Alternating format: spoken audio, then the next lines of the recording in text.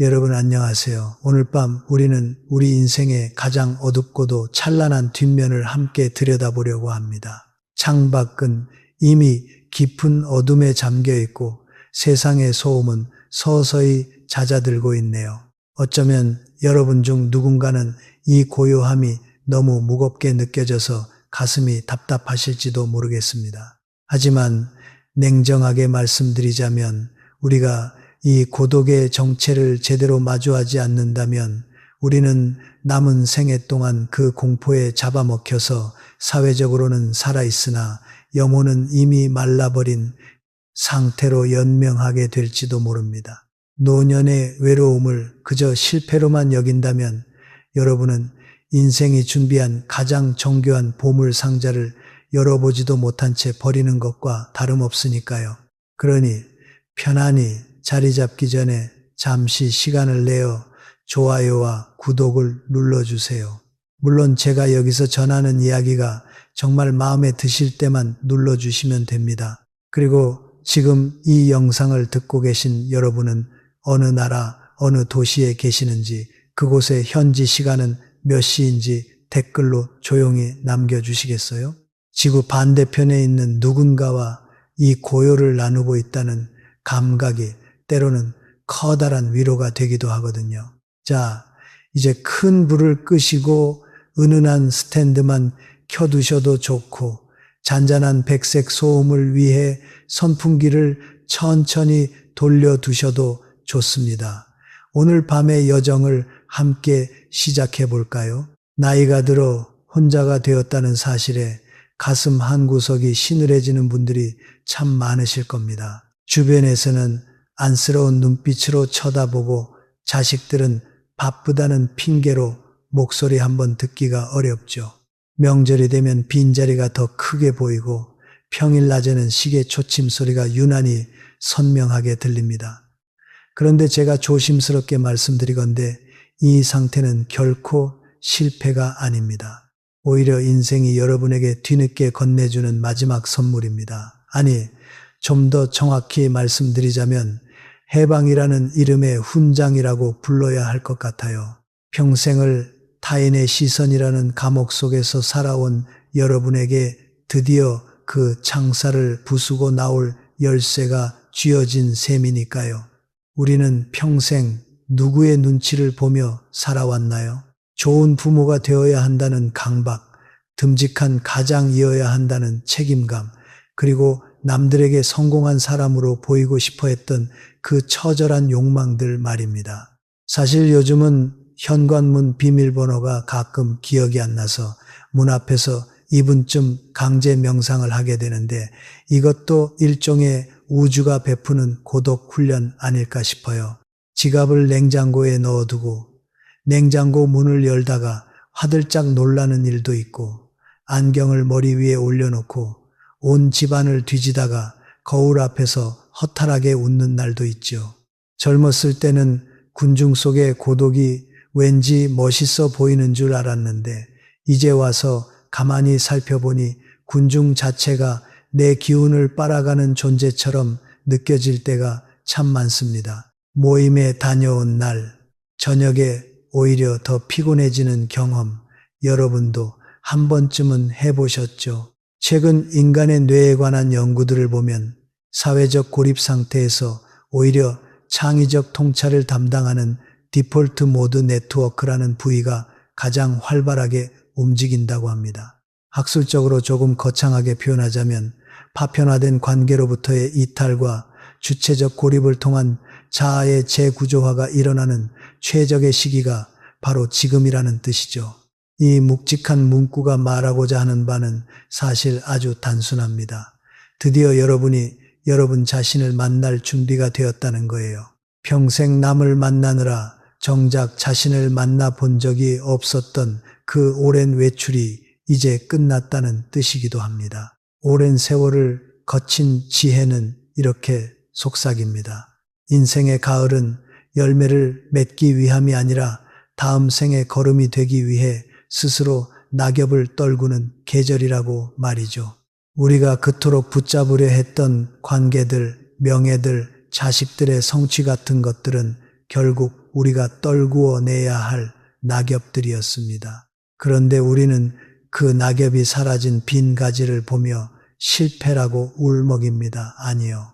그것은 비로소 나무 본연의 정직한 뼈대를 드러낸 것입니다. 잎이 무성할 때는 보이지 않던 가지의 힘찬 각도와 뿌리의 굳센 방향이 비로소 하늘 아래 당당히 모습을 드러내는 것이죠.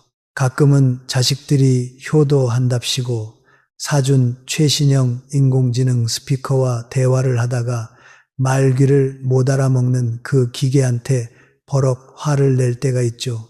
그러다 문득 깨닫습니다. 아, 차라리 진짜 혼자인 편이 낫지. 이런 무생물과 감정 소모를 하고 있었나 싶어서 피식 웃음이 새어나옵니다. 사실 우리는 타인과 함께 있을 때보다 혼자 있을 때 훨씬 더 솔직한 농담을 스스로에게 던질 수 있는 존재입니다. 상대의 표정을 살필 필요도 없고 말 실수를 걱정할 필요도 없으니 얼마나 홀가분합니까? 혼잣말은 나이 드는 증거가 아니라 자기와의 대화를 회복한 증거라고 생각해 보시면 어떨까요? 사람들은 노년에 혼자 사는 사람을 막연히 불쌍하다고 여깁니다. 하지만 저는 정반대로 생각합니다. 같은 식탁에 앉아 있으면서도 스마트폰만 들여다보는 가족들 사이에서 느끼는 그 허전함, 좋은 부모라는 가면을 쓰기 위해 하고 싶은 말을 억지로 삼키며 웃어야 했던 그 모욕적인 시간들, 그것이야말로 진정한 지옥이 아니었을까요? 가족이라는 이름 아래에서 더 깊이 찢어지는 경험은 해보신 분들만 알 수 있는 서늘한 진실입니다. 이정호 교수가 오래도록 강조해 온 바에 따르면 가까운 사람과의 침묵이 먼 사람과의 고요보다 훨씬 더 시린 법이라고 합니다. 같은 지붕 아래에서 마음이 다른 곳에 가 있는 상태, 그것이 고독보다 훨씬 더 잔인한 소외라는 말이죠. 가장 밝은 빛은 가장 깊은 어둠 속에서야 비로소 그 형체를 드러낸다는 격언처럼 고독이라는 어둠이 내려앉은 뒤에야 우리는 내면의 불꽃을 발견할 수 있습니다. 노년에 혼자 있는 시간은 결코 비어있는 시간이 아닙니다. 그것은 여러분이 평생 동안 타인에게 빌려주었던 여러분의 마음을 다시 회수해 오는 시간입니다. 나는 누구에게 빚진 사람처럼 살아왔는가? 이 질문을 조용히 던졌을 때 그 빚쟁이 목록에서 자식과 배우자 그리고 이웃의 이름을 하나씩 지워나가는 과정이라고 생각해 보세요. 그 명단이 완전히 깨끗해졌을 때 느끼는 그 서늘한 자유를 여러분도 꼭 맛보셨으면 합니다. 물론 가끔은 무릎이 시큰하고 텅 빈 거실의 고요가 귀를 먹먹하게 할 때도 있을 겁니다. 벽시계의 똑딱거리는 소리가 유난히 크게 들리고 창밖을 지나가는 자동차 소리마저 남의 세상 소식처럼 아득하게 들릴 때가 있지요. 하지만 기억하세요. 그 고요는 여러분을 공격하는 적이 아니라 여러분의 이야기를 들어주기 위해 숨을 죽이고 있는 가장 충실한 청중입니다. 평생 남들의 박수 소리에 귀를 기울이느라 정작 여러분 영혼의 속삭임을 듣지 못했던 지난 날을 보상받는 시간인 셈이죠. 고요는 침입자가 아니라 오래 잊고 지냈던 옛 친구라고 바꿔 불러보세요. 호칭이 바뀌면 관계도 바뀝니다. 우리는 이제 혼자를 당당한 상태로 받아들이는 훈련을 시작해야 합니다. 그것을 비참함이나 수치로 여기는 낡은 가치관은 이제 미련 없이 쓰레기통에 던져버리세요. 혼자가 된다는 것은 세상이라는 무대에서 쫓겨나는 것이 아니라 드디어 관객 앞에서 내려와 분장을 지우고 진짜 자신을 대면하는 대기실로 들어선 것입니다. 분장이 짙을수록 얼굴을 씻은 뒤에 시원함도 큰 법입니다. 평생 두꺼운 분장으로 살아온 여러분일수록 이 대기실의 거울 앞이 오히려 가장 편안한 자리가 될 것입니다. 이 파트의 핵심을 정리하자면 노년의 고독은 인생이 여러분의 품격을 시험하기 위해 던진 고난이 아니라 여러분이 온전한 여러분으로 존재할 수 있도록 마련해 준 마지막 성역입니다. 그 성역 안에서 우리는 더 이상 누구의 눈치도 보지 않고 누구를 위해 희생하지도 않으며 오직 자신의 호흡에만 집중할 수 있습니다. 어쩌면 여러분은 이 고독이 영원히 끝나지 않을 것 같아 두려우실지도 모릅니다. 하지만 그 두려움조차 여러분이 여전히 살아 숨쉬고 있다는 증거이며 그 두려움을 관통해 평온에 이르렀을 때 비로소 여러분은 이정호 교수가 말한 노년의 축복을 온몸으로 누리게 될 것입니다. 남은 시간 동안 우리는 그 고독의 결을 하나하나 만져보며 그것이 어떻게 우리의 영혼을 단단하게 만드는지 좀 더 깊이 파헤쳐 볼 것입니다. 천천히 호흡을 가다듬으시고 어깨에 힘을 빼보세요. 이제 본격적인 이야기가 시작됩니다. 우리는 아주 오랫동안 달콤한 거짓말에 속아왔습니다. 가족과 함께라면 괜찮을 거라는 말, 누군가 곁에 있으면 행복할 거라는 그 환상 말이지요.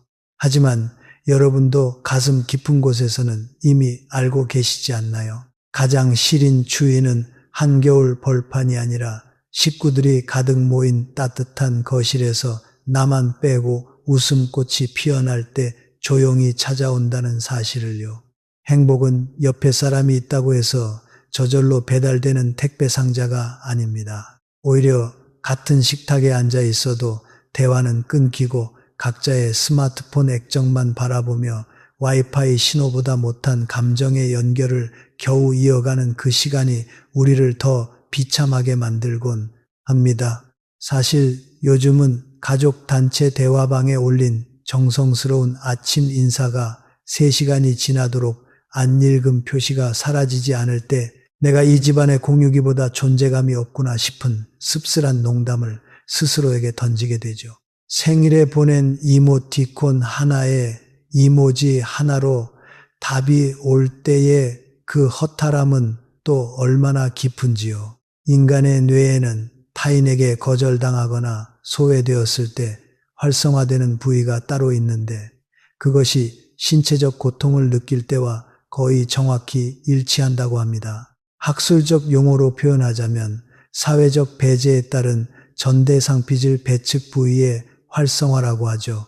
그러니까 우리가 소외감을 느낄 때 마음이 아픈 건 기분 탓이 아니라 뇌가 실제로 몽둥이로 맞은 것과 비슷한 통증으로 받아들이고 있다는 뜻입니다. 이런 통증을 피하기 위해 우리는 평생을 착한 사람이라는 가면을 쓰고 살아왔습니다.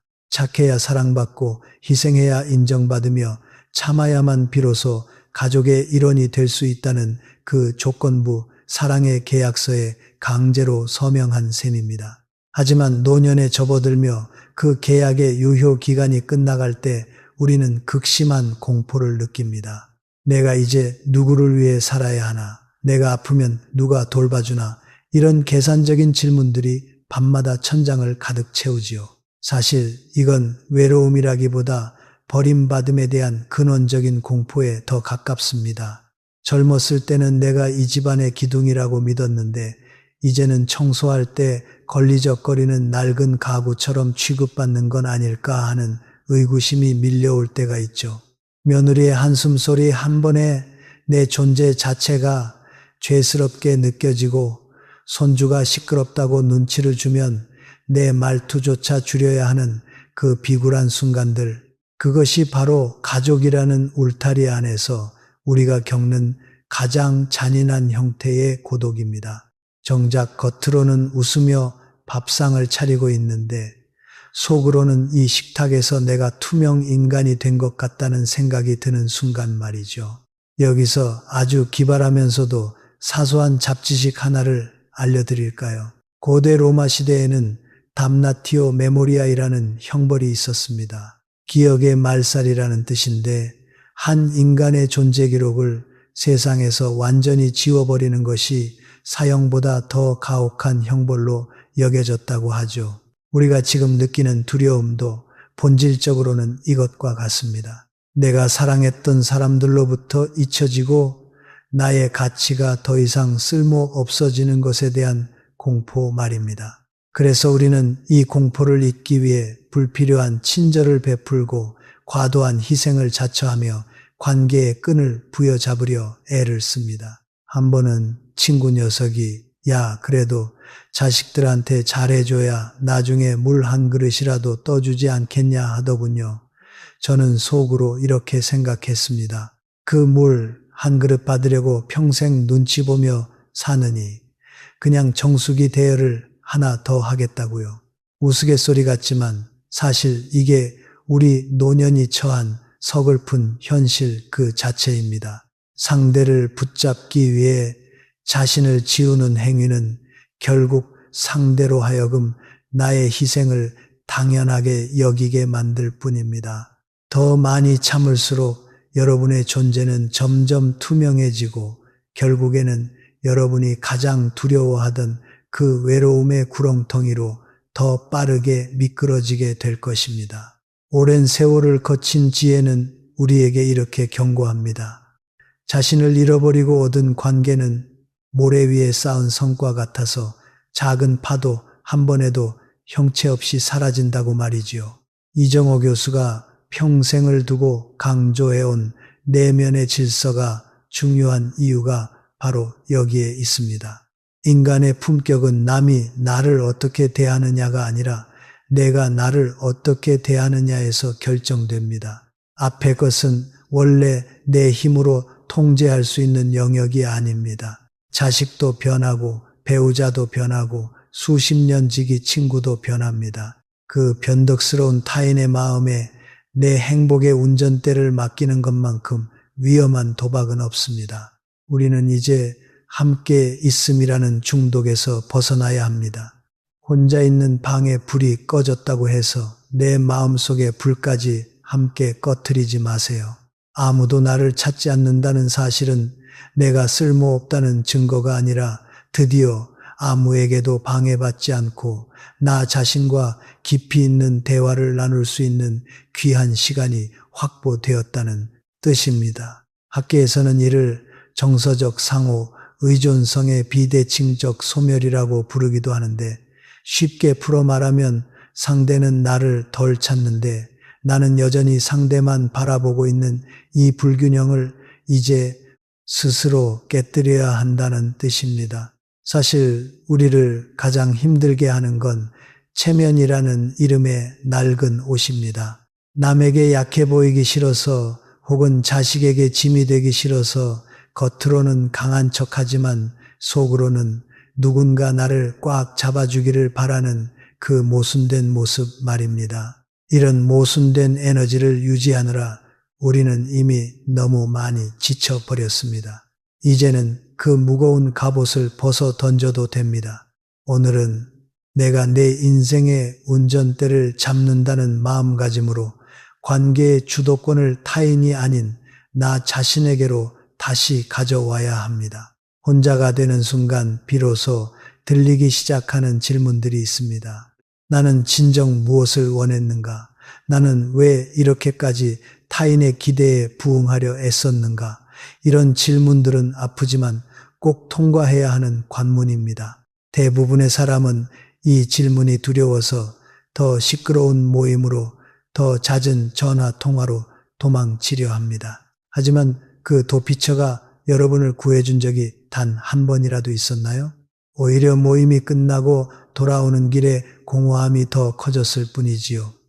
이제는 가짜 관계의 민낯을 직시할 때입니다. 사랑이라는 이름으로 행해졌던 은근한 통제와 의무라는 이름으로 강요당했던 희생들을 이제 조용히 정리할 때가 왔습니다. 고독은 여러분을 벌하기 위해 찾아온 불청객이 아니라 여러분의 삶에 묻어있던 타인의 얼룩들을 닦아내기 위해 찾아온 정화의 시간입니다. 그 시간을 어떻게 견뎌내느냐가 아니라 어떻게 즐기느냐에 따라 여러분의 노년은 초라한 폐허가 될 수도 있고 찬란한 유적지가 될 수도 있습니다.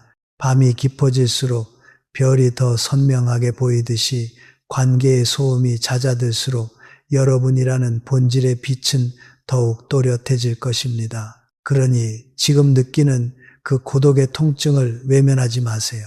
그것은 여러분의 영혼이 이제는 바깥이 아닌 안쪽으로 시선을 돌리라고 보내는 아주 절실한 신호이니까요.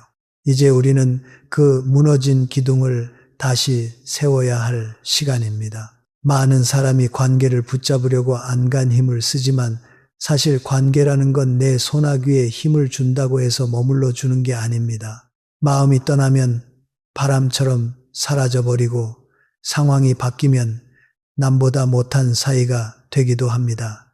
자식도 배우자도 수십 년 지기 친구도 결국은 변하는 존재들입니다. 그런데 절대로 변하지 않는 것, 아니 변해서는 안 되는 것이 딱 하나 있습니다. 바로 여러분이 여러분 자신을 어떤 태도로 대하느냐는 것입니다. 이정호 교수가 평생을 두고 강조해 온 철학의 핵심도 바로 여기에 있죠. 인간의 품격은 외부의 화려한 조건이 아니라 고요한 내면의 질서에서 나온다는 사실 말입니다. 사실 우리가 느끼는 그 지독한 외로움의 정체는 사람의 부족이 아니라 방향의 상실입니다. 내가 어디로 가야 할지, 무엇을 위해 사는지 모를 때 우리는 군중 속에서도 길 잃은 아이처럼 서글퍼집니다. 이걸 학술적으로 표현하면 자아의 실존적 방향성을 타자의 시선이 아닌 내면의 도덕률로 재설정하는 과정이라고 할 수 있겠네요. 쉽게 말해 남들이 쳐주는 박수 소리에 맞춰 춤추던 습관을 버리고 내 안의 양심이 연주하는 정직한 박자에 내 발을 맞추기 시작해야 한다는 뜻입니다. 여기서 잠시 숨을 고르고 가장 구체적인 이야기로 들어가 볼까요? 노년의 고독은 사실 거창한 철학의 문제로 다가오지 않습니다. 그것은 아주 사소한 일상의 틈새에 얄밉게 숨어 있다가 예고 없이 가슴을 찔러오곤 합니다. 가장 먼저 찾아오는 순간은 아침에 눈을 떴을 때입니다. 예전에는 옆자리에 있던 온기가 사라지고 이불 한쪽이 평평하게 비어있는 그 감각 말이지요. 혹은 천장을 멍하니 바라보며 오늘 나는 또 무엇을 위해 일어나야 하나 하고 스스로에게 묻게 되는 그 아득한 몇 초의 시간입니다. 어떤 분은 아예 눈을 뜬 채로 1시간씩 움직이지 못하신다고 하셨어요. 일어날 이유를 찾지 못하겠다고 말이지요. 이럴 때는 절대로 이불 속에서 오래 생각에 잠기지 마십시오. 생각은 고여 있을수록 무겁게 가라앉는 법입니다. 대신 발바닥을 먼저 바닥에 내려놓고 따뜻한 물 한 잔을 입에 물어보세요. 몸이 움직이면 마음도 천천히 따라옵니다. 오늘이라는 하루는 내가 나에게 공짜로 주어진 선물이니까 일단 봉투부터 뜯어보자. 이런 장난스러운 마음이면 충분합니다. 두 번째로 우리를 공격해오는 순간은 점심시간입니다. 혼자 밥상을 차리는 일이 왜 그리 구차하게 느껴지는지요. 반찬 하나만 꺼내놓고 맨밥에 김치만 올려서 후다닥 해치우고 싶어지지요.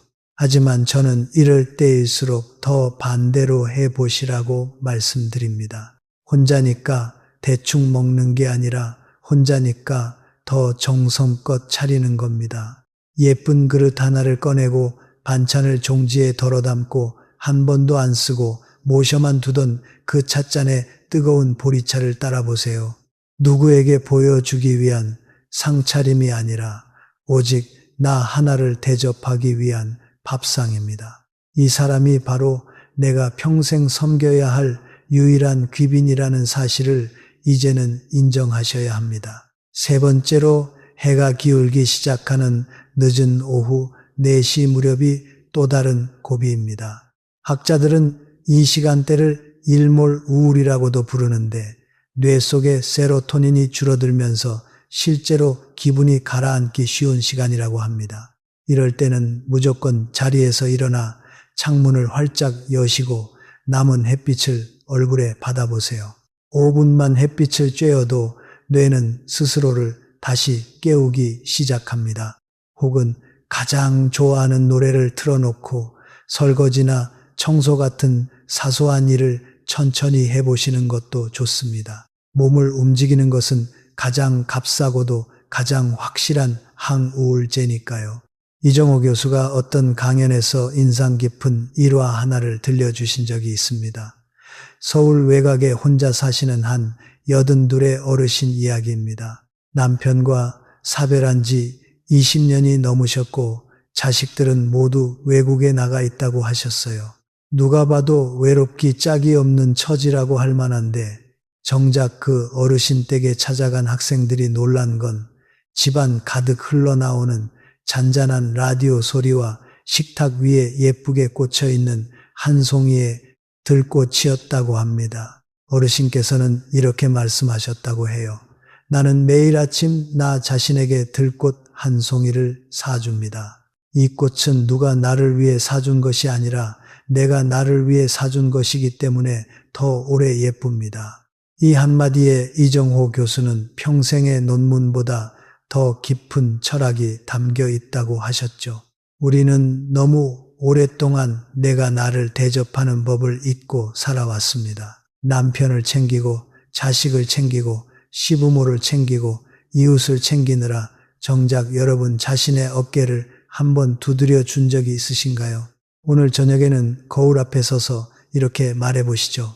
여사님, 오늘도 수고 많으셨어요. 내일도 잘 부탁드립니다. 남편 대신, 자식 대신, 그 어떤 세상 사람 대신 여러분이 여러분에게 건네는 이 한마디가 지난 수십 년의 서러움을 녹여줄 것입니다. 네 번째로 가장 힘든 순간은 깊은 밤 11시에서 새벽 2시 사이입니다. 세상이 잠들고 창밖에 자동차 소리마저 잦아들 때 갑자기 가슴 한복판이 뻥 뚫린 것 같은 허전함이 몰려오는 그 시간 말이죠. 이때는 어떤 분들은 괜히 안 해도 될 전화를 돌리시기도 하고 또 어떤 분들은 냉장고 문을 괜히 여닫기도 하시죠. 하지만 진짜 해결책은 따로 있습니다. 잠들기 1시간 전부터는 휴대폰과 텔레비전을 모두 끄시고 은은한 조명 아래에서 오직 나와 내 숨결만 남겨두는 의식을 치르는 겁니다. 차 한 잔을 천천히 우리고 그 김이 올라가는 모습을 가만히 바라보세요. 그 김 속에 하루 동안 쌓인 잡스러운 감정들이 함께 증발한다고 상상하십시오. 사실 고독이라는 것이 무서운 이유는 그 자체 때문이 아니라 고독에 맞서는 방법을 배운 적이 없기 때문입니다. 우리는 평생 공부와 일과 육아와 효도는 배웠지만 혼자 있는 법은 어디서도 배우지 못했습니다. 학교에서도 가르쳐주지 않았고 부모님도 모범을 보이지 못하셨죠. 그러니 지금 우리가 우왕좌왕하는 건 우리의 잘못이 아니라 교육의 공백 때문입니다. 하지만 늦었다고 포기할 이유는 없습니다. 80에 한글을 배우시는 분들도 계신데 지금 이 나이에 고독을 다루는 법을 배우는 것이 왜 어색하겠습니까? 여기서 잠깐 기발한 잡지식 하나 더 드리자면 핀란드어에는 칼사리칸니트라는 단어가 있습니다. 속옷만 입고 집 안에서 술 한 잔을 천천히 즐기는 상태를 뜻하는 말이라고 해요.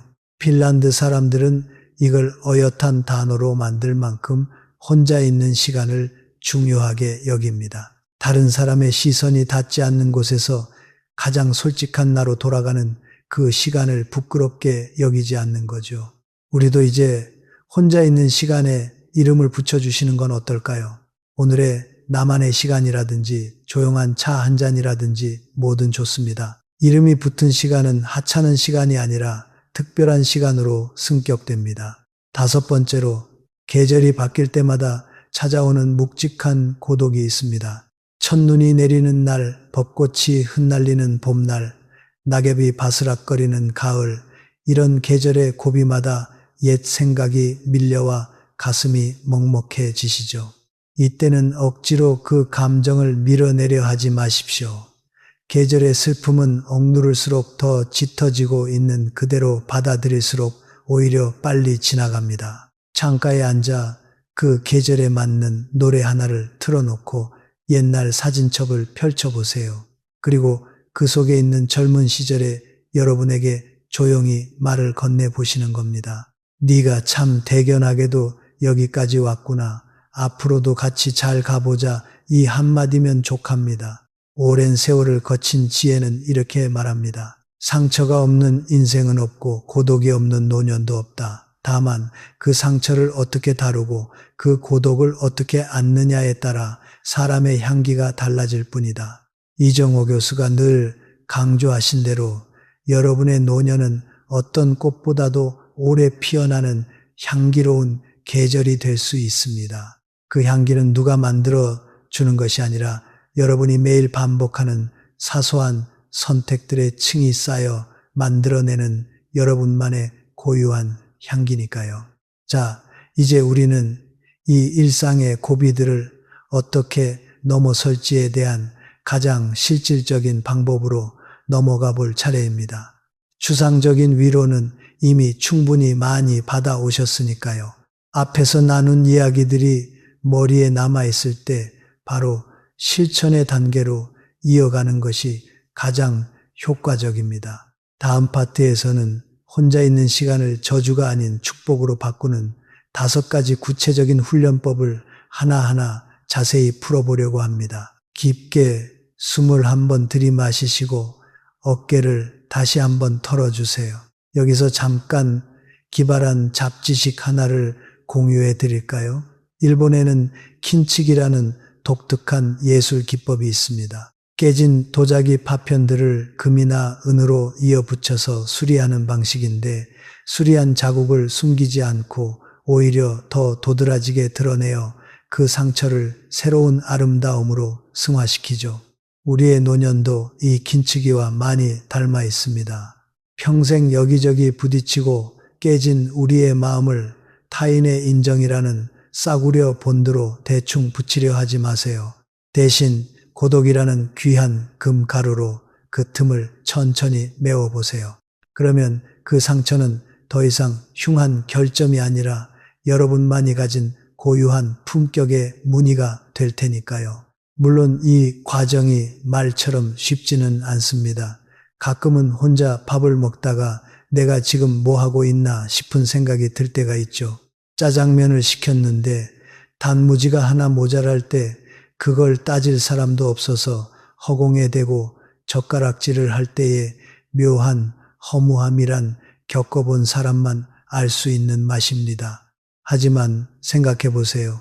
이건 메뉴 결정권이 온전히 나에게 있다는 엄청난 권력의 증거이기도 합니다. 누구의 눈치도 보지 않고 탕수육을 부먹으로 먹든 찍먹으로 먹든 혹은 혼자 한 접시를 다 먹든 그건 온전히 여러분의 자유니까요.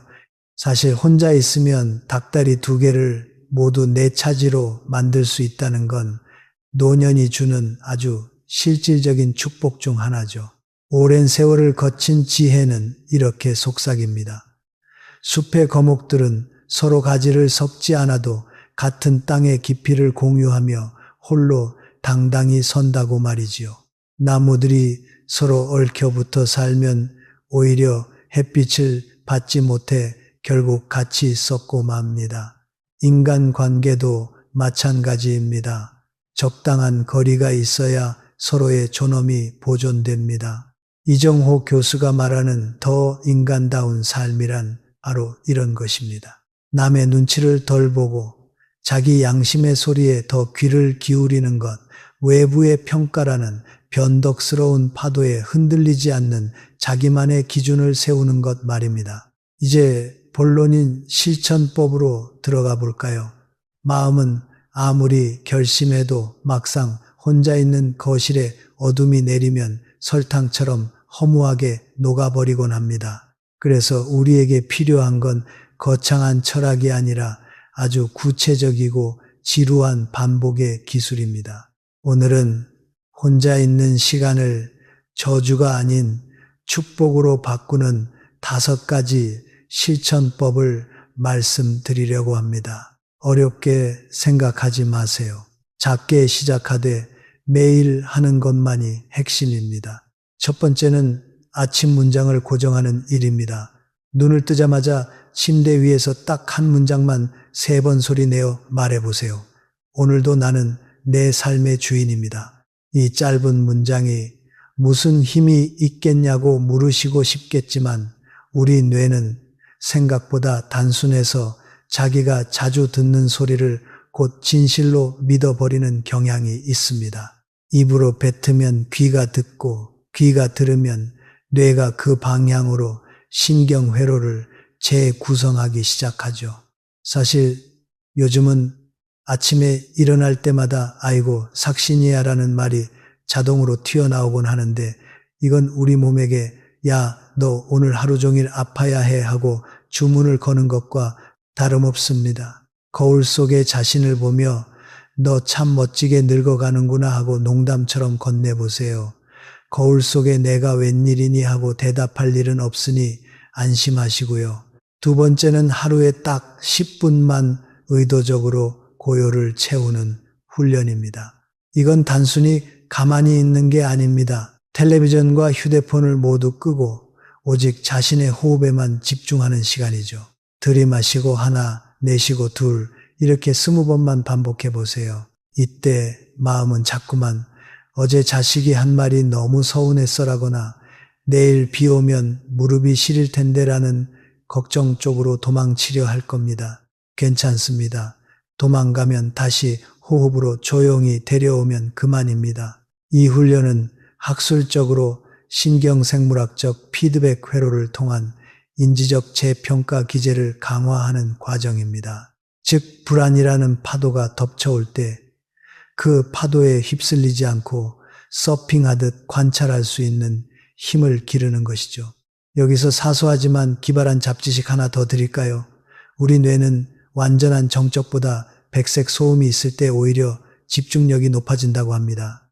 혼자 있는 방의 정적이 너무 무겁게 느껴진다면 잔잔한 파도 소리나 숲속의 빗소리를 틀어놓으셔도 좋습니다. 고독은 아무 소리도 없는 진공 상태가 아니라 내가 선택한 소리들로 나의 공간을 조율하는 예술적인 행위니까요. 가끔은 자식들이 사준 인공지능 스피커에게 클래식 좀 틀어달라고 했는데 엉뚱하게 트로트를 틀어줄 때가 있죠. 그럴 때는 화내지 마시고 내가 지금 흥이 필요한가 보구나 하고 넘기는 여유를 가져보세요. 그게 바로 기계에게도 휘둘리지 않는 노년의 품격입니다. 세 번째 실천은 침묵의 권위를 세우는 것입니다. 나이가 들수록 말이 많아지는 건 사실 속이 불안하기 때문입니다. 내 존재를 확인받고 싶어서 자꾸만 설명하고 변명하게 되죠.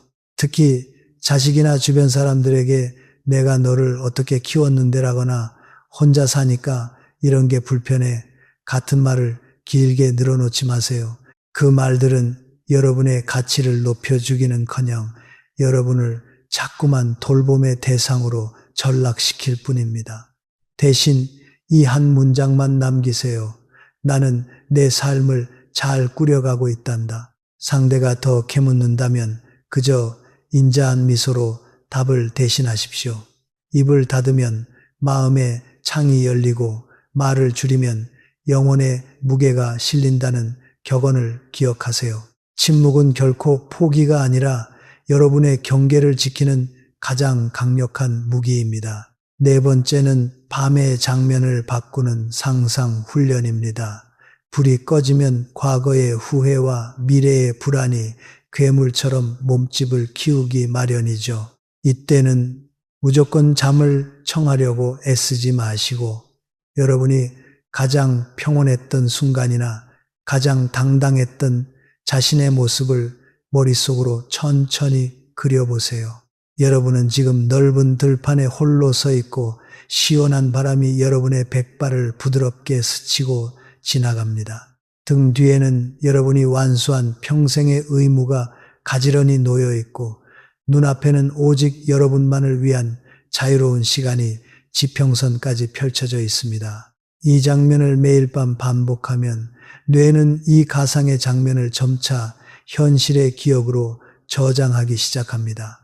사람이란 자기가 자주 떠올리는 모습대로 늙어가기 마련입니다. 여러분이 스스로를 불쌍한 노인으로 상상하면 몸도 그렇게 구부정해지지만 당당한 어른으로 상상하면 걸음걸이부터 달라지게 됩니다. 다섯 번째는 가장 현실적인 안전의 확보입니다. 마음의 평온은 구름 위에 떠 있는 게 아니라 단단한 현실 위에 두 발로 서 있을 때 찾아옵니다. 응급 연락처를 크게 적어서 현관 옆 눈에 띄는 곳에 붙여두시고 복용 중인 약과 지병을 정리한 카드를 지갑에 한 장 넣어두세요. 그리고 가까운 이웃 한 명과는 가벼운 인사를 나누는 습관을 들이십시오. 관계를 확장하라는 말이 아닙니다. 최소한의 연결의 끈 하나를 확실히 해둠으로써 불안의 근원을 차단하라는 뜻입니다. 사실 제가 아는 어떤 분은 응급 연락처를 적어두셨는데 나중에 보니 맨 위에 단골 중국집 번호를 적어두셨더군요. 배고픈 게 가장 응급한 상황 아니겠냐며 웃으시던데 그것도 나름대로 삶의 활력을 지키는 귀여운 비결이겠죠.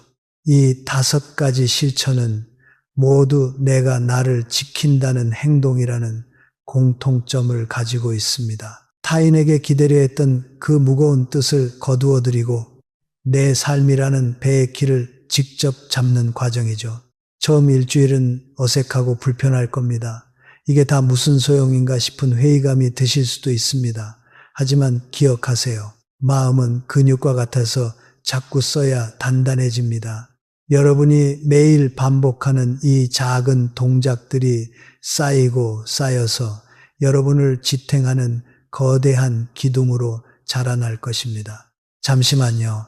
다섯 가지 실천법을 나열하는 데서 끝내면 이 이야기는 너무 건조해집니다. 그 실천법들이 실제로 여러분의 하루 속에서 어떤 모습으로 자리 잡는지, 그리고 어떤 함정을 피해야 하는지 조금 더 구체적으로 나눠보고 싶습니다. 사실 혼자 사는 삶의 품격은 큰 결심에서 오는 것이 아니라 하루 24 시간 속에 숨어있는 아주 작은 선택들에서 완성됩니다. 아침에 커튼을 제때 여는 것, 식후에 그릇을 바로 씻어두는 것, 자기 전에 침대 옆 정리를 하는 것, 이런 시시한 동작 하나하나가 곧 여러분의 내면의 질서가 되어주는 거죠.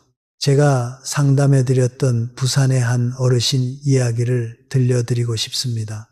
남편을 먼저 보내신 지 5년째 되던 해에 우울증 때문에 밤잠을 못 주무시고 계셨어요. 그런데 그 어르신께서 자그마치 반년 만에 완전히 달라지신 비결이 있었습니다. 바로 매일 아침 6시 반에 일어나 창문을 전부 활짝 여시고 현관 밖 복도까지 한 번 쓸고 들어오시는 습관을 만드신 거였습니다. 어르신께서는 이렇게 말씀하셨어요. 내가 내 집을 대접하니까 내 집도 나를 대접하더라고요. 그 전까지는 집이 나를 누르고 있는 것 같았는데 이제는 집이 나를 안아주는 것 같아요. 얼마나 멋진 말씀입니까? 공간과 나의 관계도 결국 쌍방통행이라는 깊은 지혜가 담긴 한마디였죠. 혹시 여러분도 집에 정리되지 않은 물건들이 쌓여 계신가요? 자식들이 두고 간 짐, 언젠가 쓸 것 같아서 모아둔 비닐봉지들, 몇 년째 한 번도 안 꺼낸 옷들 말이에요. 이런 물건들은 단순한 짐이 아니라 여러분의 마음 공간을 차지하고 있는 심리적 무게입니다. 이정호 교수는 이런 현상을 물건의 침묵이 마음의 소음을 키운다고 표현하셨어요. 쓰지 않는 물건 하나를 비워낼 때마다 여러분의 마음 속에도 같은 크기의 빈 공간이 생깁니다. 그리고 그 빈 공간에 평온함이 스며들어 오기 시작하죠. 비움은 상실이 아니라 회복입니다. 여기서 피해야 할 함정을 3가지 말씀드리겠습니다. 첫 번째 함정은 텔레비전 중독입니다. 혼자 있는 시간이 무서워서 아침에 눈을 뜨자마자 텔레비전을 켜고 자기 직전까지 그 소리를 방패 삼는 분들이 참 많으십니다. 하지만 텔레비전은 고독을 해결해 주는 것이 아니라 고독을 덮어둘 뿐입니다. 덮인 고독은 밑에서 계속 곰팡이처럼 번집니다. 하루에 2시간 이상은 되도록 소리 없는 시간을 가지시길 권해드립니다. 처음에는 그 적막이 낯설고 무섭겠지만 일주일만 견디시면 오히려 그 고요가 여러분의 가장 친한 친구가 되어 있을 겁니다. 두 번째 함정은 과거에 발목이 잡히는 일입니다. 혼자 있는 시간이 길어지면 자연스레 옛날 생각이 밀려옵니다. 그때 그 사람에게 왜 그 말을 못 해줬을까? 그때 그 선택을 왜 안 했을까? 이런 후회가 끝도 없이 파도처럼 밀려오죠. 하지만 여러분, 과거는 바꿀 수 없습니다. 과거를 바꾸려고 애쓰는 에너지는 미래를 만드는 데 쓰셔야 합니다. 후회가 밀려올 때는 이렇게 말해보세요. 그때의 나는 그때의 최선을 다했고 지금의 나는 지금의 최선을 다한다. 이 문장 하나로 후회의 덫에서 빠져나올 수 있습니다. 세 번째 함정은 비교의 덫입니다. 주변 누구는 자식이 자주 찾아온다더라. 누구는 해외여행을 다닌다더라. 누구는 건강하게 등산을 다닌다더라. 이런 비교의 말들은 모두 독약입니다. 다른 사람의 겉모습은 언제나 내 현실보다 반짝여 보이는 법입니다. 그 집의 커튼 뒤에는 어떤 그림자가 있는지 아무도 모릅니다. 비교를 멈추는 가장 좋은 방법은 내 어제와 내 오늘만 비교하는 습관을 들이는 것입니다. 어제보다 한 걸음 더 걸었다면, 어제보다 한 번 더 웃었다면, 어제보다 한 숟가락 더 챙겨 먹었다면 그것이 바로 성공입니다. 인천의 한 어르신께서는 이런 일지를 매일 쓰신다고 하셨습니다. 오늘 나에게 일어난 좋은 일 3가지, 그리고 내일 나에게 해주고 싶은 선물 1가지. 1년 동안 이 일지를 쓰신 뒤에는 우울증 약을 완전히 끊으셨다고 해요. 어르신께서는 이렇게 말씀하셨습니다. 인생이 바뀐 게 아니라 인생을 보는 내 눈이 바뀌었어요. 같은 하루가 갑자기 보석으로 보이기 시작했지요. 같은 하늘을 보고도 어떤 사람은 우울을 읽어내고 어떤 사람은 경이로움을 읽어냅니다. 그 차이는 결국 내면의 질서가 얼마나 정돈되어 있는가에 달려 있습니다. 6번째 실천법을 하나 더 덧붙이자면 일주일에 한 번은 평소에 해본 적 없는 작은 새로움을 시도해 보시는 겁니다. 거창한 여행이 아니라 다른 동네의 시장을 한번 걸어 본다든지, 안 마시던 차 한 봉지를 사 본다든지, 안 들어본 장르의 음악을 한 곡 들어본다든지 하는 아주 사소한 새로움 말이지요. 뇌는 익숙한 것만 반복하면 서서히 녹슬지만 새로움이 약간만 첨가되어도 다시 반짝거리기 시작합니다. 이것을 학계에서는 인지적 자극을 통한 신경 가소성의 유지라고 부르는데 어려운 말 치우고 그냥 호기심이라는 근육을 매일 조금씩 쓰는 일이라고 생각하시면 됩니다. 7번째는 감사의 목록을 만드는 일입니다. 이건 거창한 종교 행위가 아니라 아주 실용적인 뇌 훈련입니다. 매일 자기 전에 오늘 고마웠던 일 3가지를 머릿속으로 떠올려 보세요. 이웃이 인사를 건네준 일, 기사님이 거스름돈을 정확히 주신 일, 날씨가 생각보다 따뜻했던 일, 무엇이든 좋습니다. 이 작은 훈련을 한 달만 지속하시면 여러분의 뇌는 자동적으로 좋은 것을 먼저 찾는 회로를 만들기 시작합니다. 감사는 감정이 아니라 습관이라는 사실을 꼭 기억해 주십시오. 오랜 세월을 거친 지혜는 우리에게 이렇게 일러줍니다. 사람의 품격은 그가 얼마나 많은 것을 가졌는가가 아니라 그가 이미 가진 것을 얼마나 감사할 줄 아는가에서 드러난다고 말이지요. 여러분은 이미 너무나 많은 것을 가지고 계십니다. 아침에 눈을 뜰 수 있는 건강, 2다리로 화장실에 갈 수 있는 능력, 뜨거운 물에 손을 담글 수 있는 감각, 이 모든 것이 누군가에게는 간절한 소원이라는 사실을 잊지 마세요. 이정호 교수는 이것을 살아있음의 기본 예우라고 부르셨습니다. 살아있다는 그 자체에 이미 품위가 깃들어 있다는 뜻이죠. 이 모든 실천과 태도의 공통점은 결국 하나로 귀결됩니다. 나는 나에게 가장 좋은 친구가 되어주겠다는 그 조용한 결심 말입니다. 남편도 아니고 자식도 아니고 오래된 친구도 아닌 바로 내가 나에게 가장 따뜻한 친구가 되어주겠다는 약속입니다. 이 약속을 지키기 시작하는 순간부터 여러분의 집은 고독한 유배지가 아니라 가장 친한 친구와 함께 사는 아늑한 보금자리로 탈바꿈하기 시작합니다. 그리고 바로 그때 노년의 진짜 축복이 비로소 문을 두드리기 시작하는 것이지요. 자, 여기까지 따라오시느라 많이 수고하셨습니다. 어쩌면 지금쯤 눈꺼풀이 슬슬 무거워지고 계실지도 모르겠네요. 그래도 한 가지만 더 마음에 담아두시면 좋겠습니다. 지금까지 나눈 실천법들은 사실 도구일 뿐이지 목적이 아닙니다.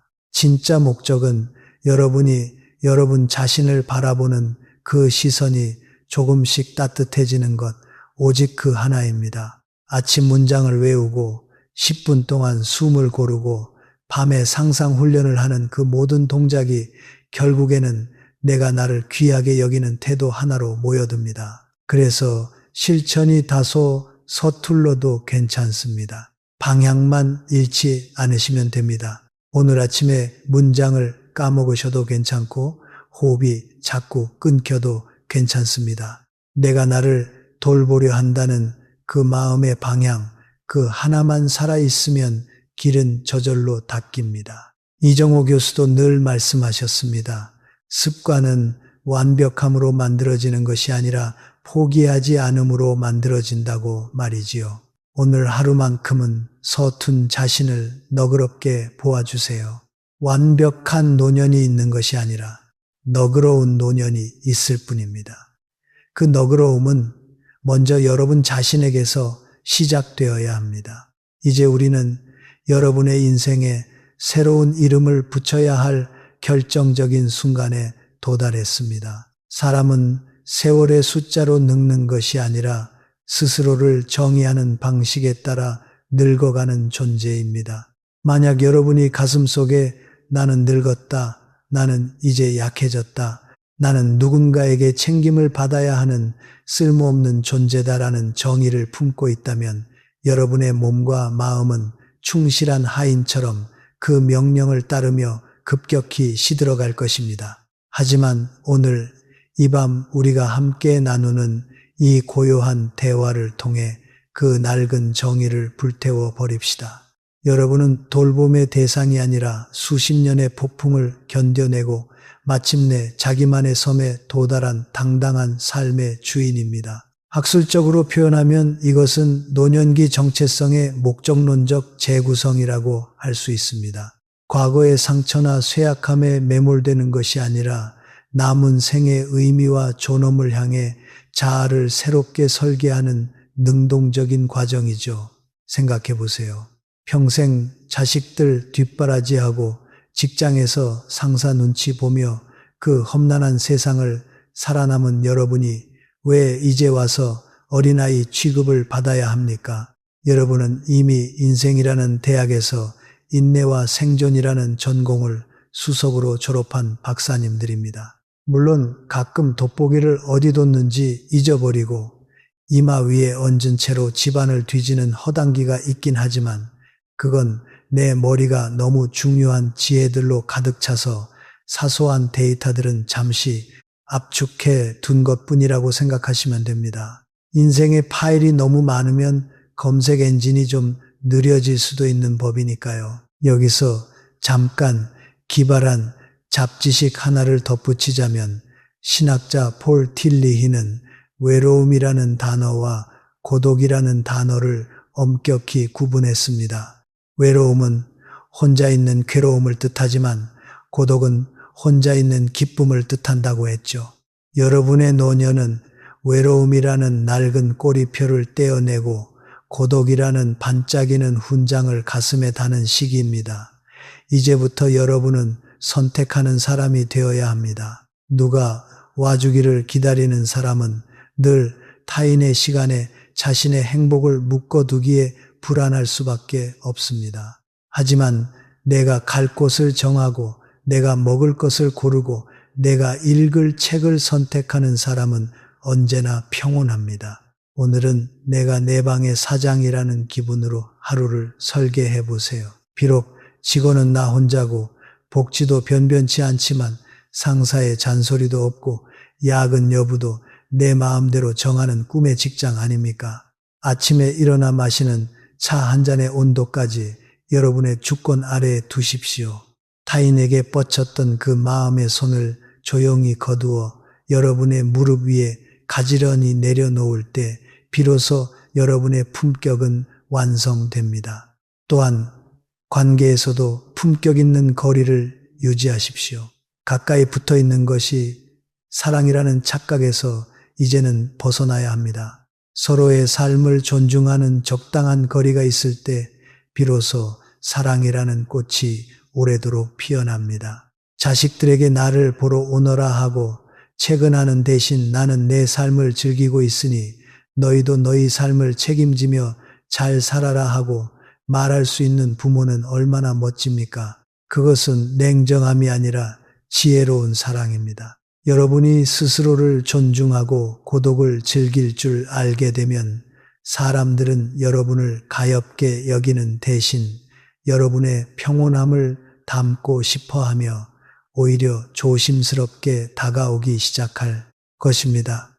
마지막으로 여러분 자신과 맺은 계약서에 서명을 하십시오. 나는 나를 배신하지 않는다. 이 한 문장은 노년의 삶을 지탱하는 가장 강력한 영양제입니다. 사람은 남에게 배신당해서 무너지는 것이 아니라 스스로를 불쌍하게 여기며 자기 자신을 포기할 때 비로소 무너집니다. 이제 더 이상 타인의 박수에 목매지 마십시오. 여러분의 인생이라는 무대에서 여러분은 주연 배우이자 동시에 가장 다정한 관객입니다. 여러분의 서툰 춤사 위에도 깊게 파인 주름에도 가장 뜨거운 기립박수를 보내줄 수 있는 사람은 오직 여러분 자신뿐입니다. 이 선언이 가슴에 스며들기까지는 어쩌면 몇 달의 시간이 필요할지도 모릅니다. 처음 며칠은 어색하게 느껴지고 또 어떤 날에는 예전의 불안이 불쑥 다시 찾아올 것입니다. 그래도 괜찮습니다. 바다가 잔잔해지는 데에도 시간이 걸리듯이 마음이 평온해지는 데에도 시간이 필요합니다. 다만 절대로 포기하지만 마세요. 오늘 실패했다면 내일 다시 시작하시면 됩니다. 인생의 재시작 버튼은 언제나 여러분의 손에 있습니다. 나이가 들었다고 해서 그 버튼이 녹슬어 없어지는 것이 아니라 오히려 더 반짝반짝 빛나게 준비되어 있다는 사실을 기억해 주십시오. 여러분의 지난 세월은 결코 헛되지 않았습니다. 자식을 키우며 흘리신 눈물, 직장에서 참아내신 모욕, 부모님께 못 드린 효도에 대한 죄책감, 그 모든 것이 지금의 여러분이라는 깊은 강을 이루는 수많은 지류였습니다. 그 강은 이제 바다를 향해 고요하게 흐르고 있습니다. 바다는 모든 것을 품어 안는 곳이지 평가하는 곳이 아닙니다. 여러분이 마침내 도달한 이 노년이라는 바다 또한 마찬가지입니다. 이곳에서는 더 이상 누군가에게 인정받을 필요도 누군가에게 잘 보일 필요도 없습니다. 그냥 존재하는 것만으로 충분한 곳이지요. 이정호 교수가 종종 인용하시던 말이 있습니다. 강은 바다에 이르기 위해 수많은 바위를 돌아가지만 바다는 단 한 번도 강에게 왜 더 빨리 오지 않았느냐고 묻지 않는다. 여러분이 도착한 지금이 바로 가장 이른 시간이라는 뜻입니다. 밤이 깊어가는 이 시간 거울을 한 번 더 들여다보세요. 그 안에는 수많은 슬픔을 미소로 덮고 수천 번의 포기를 딛고 다시 일어선 위대한 승리자가 조용히 서 있습니다. 여러분의 노년은 저무는 노을이 아니라 내일의 해를 맞이하기 위해 하늘이 스스로를 정화하는 찬란한 여백입니다. 나는 늙어서 저무는 사람이 아니라 비로소 정돈되는 사람이며 외로움으로 무너지는 사람이 아니라 고독으로 강해지는 사람이다. 이 선언을 마음속에 깊이 새기십시오. 여러분의 고요한 집이 이제는 공포의 공간이 아니라 축복의 성전으로 느껴지기 시작할 것입니다.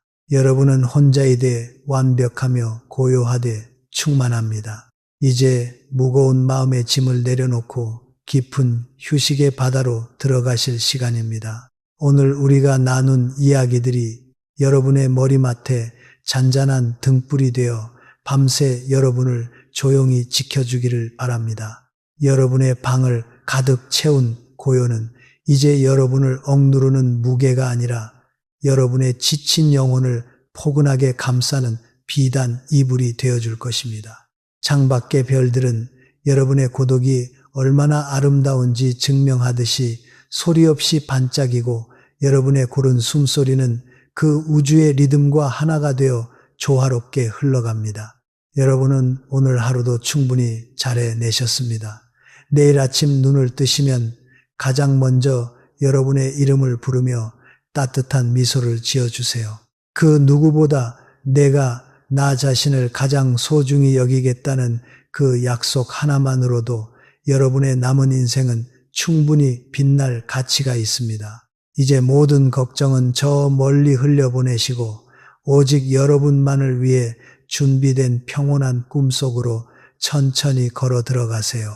여러분의 내일은 오늘보다 더 단단해질 것이고 여러분의 고독은 오늘보다 더 향기로운 축복이 되어줄 것입니다. 부드러운 어둠이 여러분의 눈꺼풀 위로 가만히 내려앉습니다.